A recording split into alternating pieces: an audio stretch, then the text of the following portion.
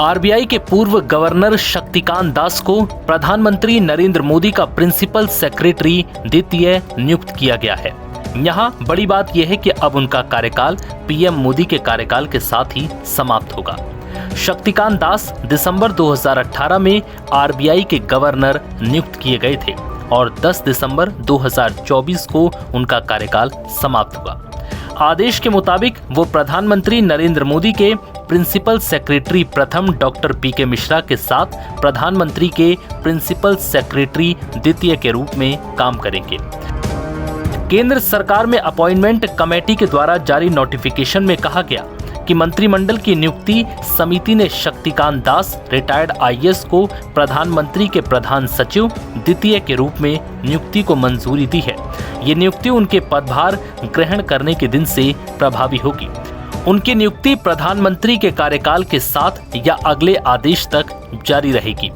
अब आपको बता देते हैं कि आरबीआई के पूर्व गवर्नर शक्तिकांत दास कौन है।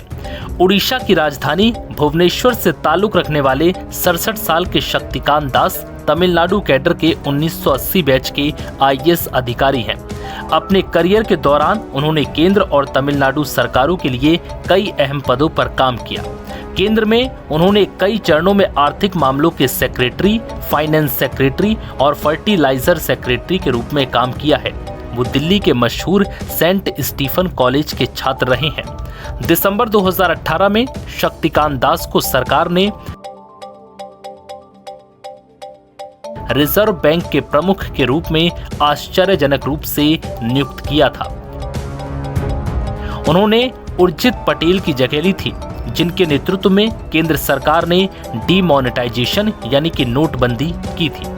उर्जित पटेल ने बाद में किसी लैंडिंग पॉलिसी में बदलाव की मांग का विरोध करते हुए कथित रूप से इस्तीफा दे दिया था, जिसके बाद रिप्लेसमेंट के रूप में शक्तिकांत दास को ये मौका मिला था।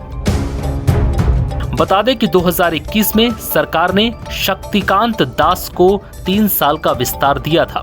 पिछले महीने ऐसी खबरें आई थी कि आरबीआई गवर्नर को दूसरा विस्तार दिया जाएगा, लेकिन संजय मल्होत्रा के रूप में नई नियुक्ति का ऐलान किया गया।